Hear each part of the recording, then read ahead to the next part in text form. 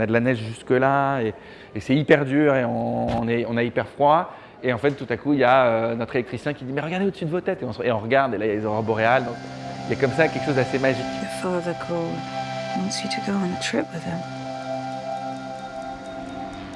Sakwan Island. No cars, no cell phones, no people. Our own island. L'écriture a été assez longue pour vraiment adapter le livre qui est très dur et l'adapter au cinéma et trouver le juste dialogue entre ce qu'allait être le film et le roman. Et puis la relation avec David Van, apprendre à se connaître, parce que c'est une histoire qui est très personnelle.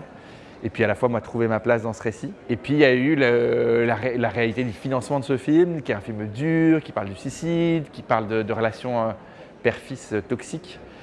Et puis les problématiques de production tournées donc, dans les lieux du livre, qui sont des lieux très isolés, dans le nord, où il faisait moins 30 degrés. Donc il y avait aussi des problématiques logistiques. You left as a boy, you'll return as a man. Retour à la vie sauvage. Can you hear me, motherfuckers? Ce qui est très très drôle, c'est que c'est mon père qui m'a filé le livre et qui m'a dit « il faut que tu lises ce bouquin, c'est génial, tout ça ». Et je l'ai dévoré, je sortais du tournage de mon premier film. Et je l'ai dévoré et j'ai demandé, à tel point que j'ai demandé à mon agent de l'époque si les droits étaient libres. Et il m'a annoncé que malheureusement, ils n'étaient plus du tout libres. Donc j'avais un peu fait le deuil du bouquin. Et ensuite, après la projection de mon premier film à Cannes, j'ai les productrices de Haut et Court qui m'ont fait un rendez-vous et qui m'ont dit on a vu ton film, on a les droits d'un bouquin, ça s'appelle Sakwan Island, est-ce que ça t'intéresserait? J'ai dit mais c'est une blague. Ouais, donc c'était vraiment un super joli hasard. Just to refresh my memory, I thought earlier we said the loser gets punished.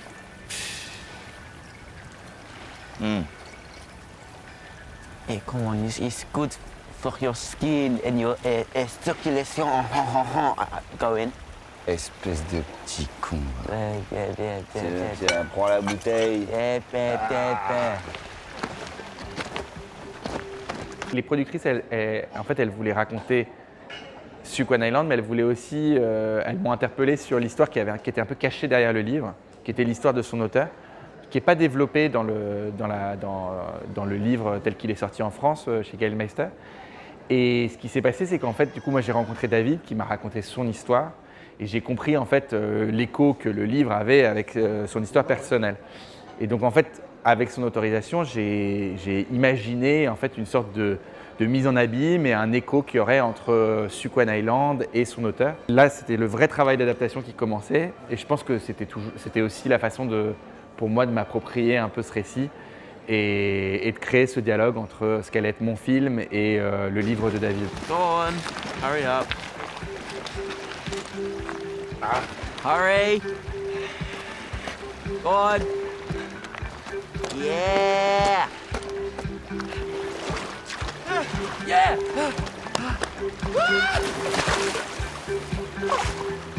Jesus. C'est vraiment son histoire, c'est un drame familial. Donc moi, c'est quelque chose que j'aurais pas été très à l'aise de le faire sans qu'il se sente bien. Et en même temps, le courant est tout de suite hyper bien passé. Lui, il avait vu mon premier film qu'il avait beaucoup aimé, donc il était à l'aise. Et en même temps, très vite, c'est un film qu'on n'a pas tourné en Alaska, qu'on a tourné dans le nord de la Norvège. J'ai pris un acteur qui était francophone pour jouer le père. Donc c'est tout de suite devenu autre chose.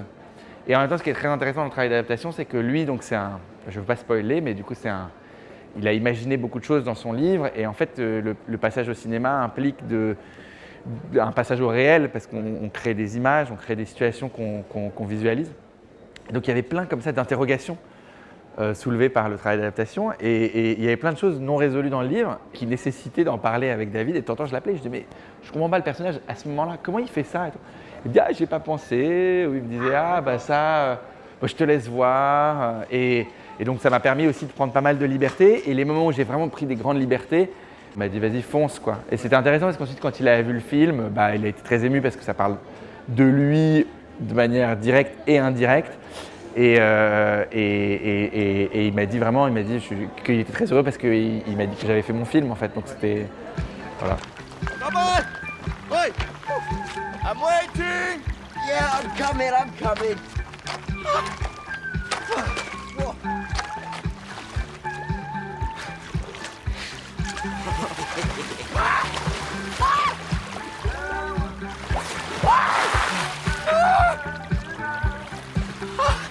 Dans le livre, c'est un double point de vue. Ça commence avec le point de vue du fils et ensuite ça devient le point de vue du père. Et en fait, dans le film, ça s'articule un petit peu différemment.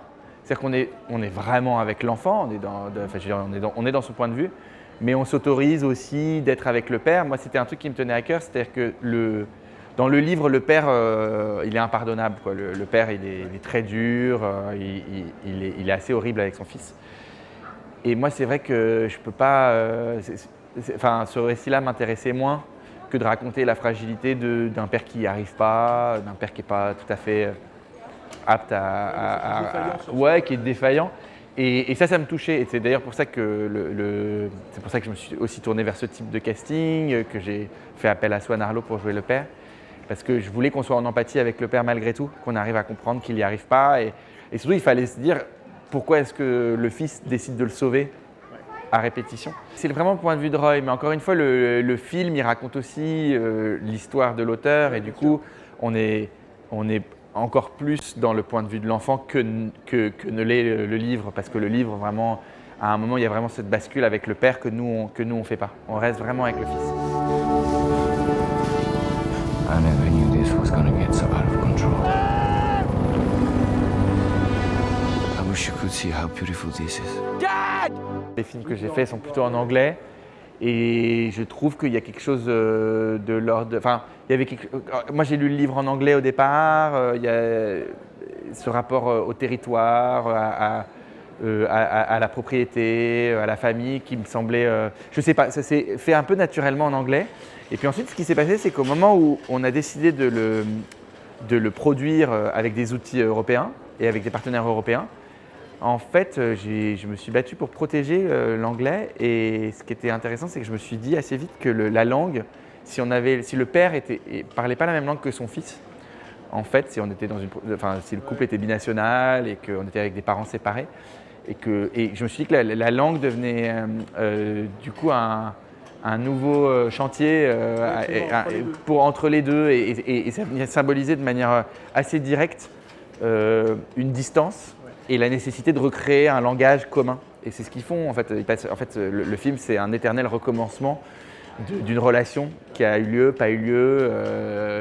Voilà. Et du coup, je trouvais que la langue allait être un très bon outil pour raconter ça. Dad. What's that? Whoa. What? Yeah. Go, go, go.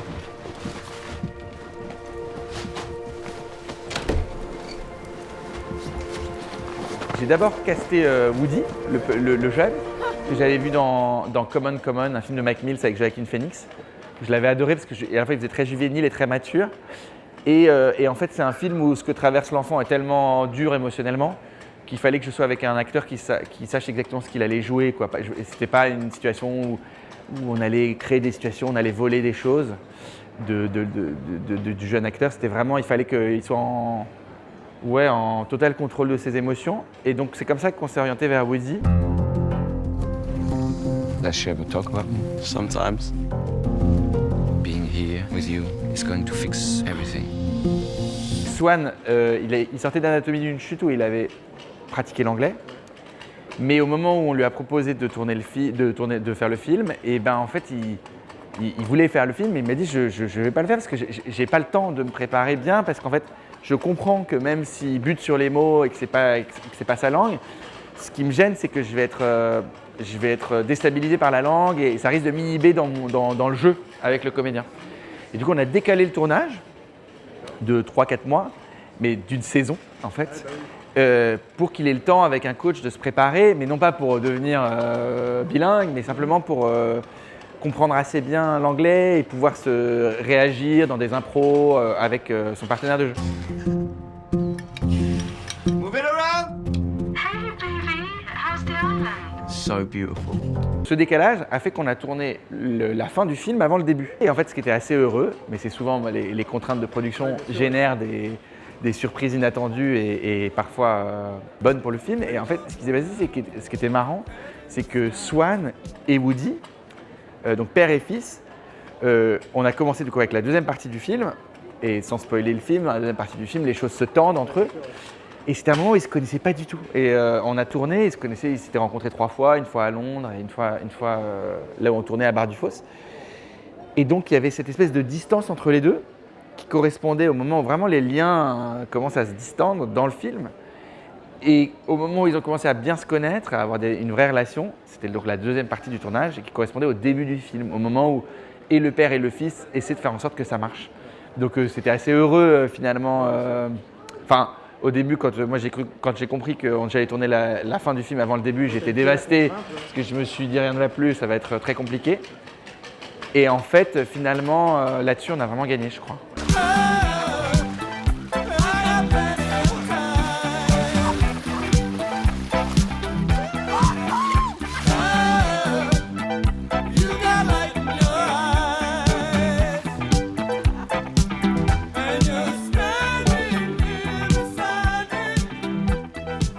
En fait, on avait 2 problématiques. Une problématique artistique qui était, il fallait que ce soit le bout du monde, il fallait vraiment qu'on ait l'impression d'être au milieu de rien, parce que c'est ce que sont allés chercher le père et le fils dans l'histoire. Et à la fois, on avait une problématique qui était une problématique de production, qui était il fallait pouvoir héberger une équipe de tournage de 30, 40, bon, c'est une petite équipe, mais une quarantaine de personnes. Et donc on a fait énormément de repérages et on a fini au nord de Tromsø, dans un endroit qui s'appelle près de Bar-du-Fos. Et on a trouvé un camp militaire, c'est pas loin de la frontière avec la Russie.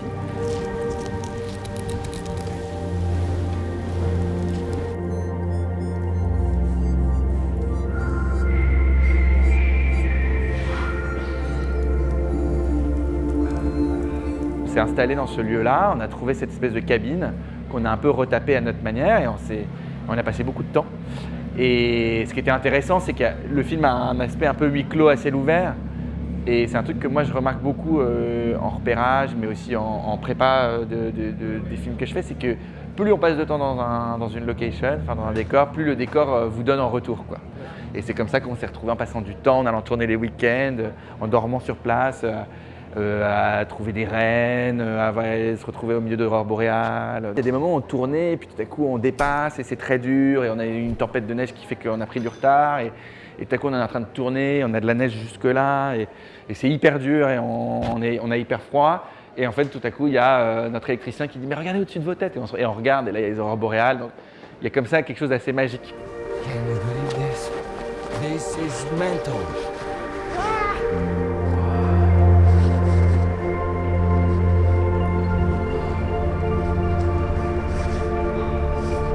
On était très bien équipés, on avait des espèces de survêtements de moto de ski, voilà. Mais non, c'était hyper dur. Le début, il faisait moins 30 degrés. On le voit dans le film, enfin j'espère, mais après c'était important parce qu'à un moment on s'est posé la question de tourner les intérieurs de la maison en studio et aussi parce que ce que traversent les personnages c'est super dur, donc on s'était dit ce sera peut-être plus facile et puis on tournera des extérieurs, on dégagera une période pour aller tourner les extérieurs. Et en fait c'est vrai qu'assez vite moi j'étais contre parce que c'est déjà tellement artificiel un tournage de cinéma que si en plus dans ce film-là où il y a 2 personnages face à la nature. Donc non, je me suis battu pour qu'on aille vraiment tourner in situ et en fait, voilà, ils ont froid, c'est dur. Et du coup, on a tourné dans une vraie cabine, au milieu de nulle part, dans un endroit où il faisait par moments extrêmement froid. Et ça nourrit le comédien, ça c'est sûr. C'est très difficile à recréer. The fuck is going on? Let's do a beer! Et après, en même temps, ça crée une cohésion folle dans l'équipe parce que comme c'est très dur, et le soir, on se retrouve tous dans cette espèce de camp militaire, on va tous au sauna. Et c'est marrant parce que c'est un tournage en 2 parties et la deuxième partie, il y avait des gens qui n'étaient pas forcément disponibles pour faire la deuxième partie. Et en fait, c'était tellement intense que tout le monde s'est débrouillé pour revenir sur le tournage de la deuxième partie. Et les énormes étendues de glace autour de nous avaient fondu. Mais très vite, ce dont on s'est rendu compte, c'est que finalement, le tournage, comme c'est vraiment 2 personnages dans une maison, après il y avait des journées avec des cascades, des choses à préparer, qui faisaient qu'il y avait une logistique qui nous enfermait un petit peu dans où on était un peu contraints par rapport au tournage. Mais autrement, c'est vrai qu'on avait la possibilité de décaler, on se disait là on a une tempête de neige, on va changer le plan de travail. Il fallait être souple et surtout moi j'avais un chef opérateur, Amin Berada, qui est super et qui me disait ce truc, il dit don't fight your environment. Il dit le truc qu'on ne va pas pouvoir contrôler, c'est la météo. Et il disait, jouons avec. Dad, I think it's raining inside. If we're out of wood, what would happen? You'll die, I'll die. Une image qui va me rester toute ma vie, c'est la deuxième partie du tournage. On a tourné dans un hydravion et qui correspond au début du film quand le père emmène son fils sur cette île. Et on s'est retrouvés avec l'enfant, le chef opérateur et moi dans l'avion avec un pilote. Et on est parti et en fait on a perdu, il y avait la radio, on n'entendait plus. Et puis on devait faire des boucles. Puis finalement il y avait une montagne à droite qui m'intéressait un peu plus. Et je dis vas-y, viens, on va faire une boucle un peu plus longue. Et on est parti et là tout à coup il y avait… c'était marrant mais c'est le film est l'histoire d'un jeune homme qui entreprend un voyage initiatique. Et en fait, à ce moment-là, j'avais l'impression que c'était notre voyage à nous et que le film commençait à prendre forme et on était un peu au-dessus de cette espèce de cabine dans laquelle on avait tourné pendant des mois et dans laquelle ça avait été si dur. Et il y avait comme ça quelque chose de très joli et suspendu.